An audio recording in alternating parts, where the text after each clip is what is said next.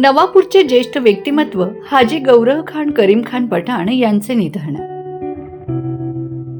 काँग्रेस पक्षाचे ज्येष्ठ नेते तथा माजी मंत्री स्वर्गीय सुरूपसिंग नाईक यांचे अत्यंत विश्वासू आणि दीर्घकाळ खासगी सचिव म्हणून कार्य केलेले हाजी गौहर खान करीम खान पठाण अर्थातच जे.के. पठाण साहेब यांचे आज पहाटे अल्पशा आजाराने निधन झाले।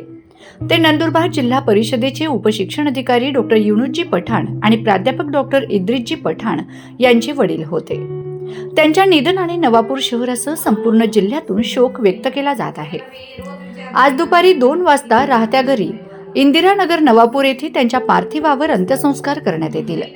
त्यांच्या पश्चात मुले, सुना, नातवंडे असा मोठा परिवार असून त्यांनी आपल्या कार्यकाळात अनेकांना मदतीचा हात दिला होता।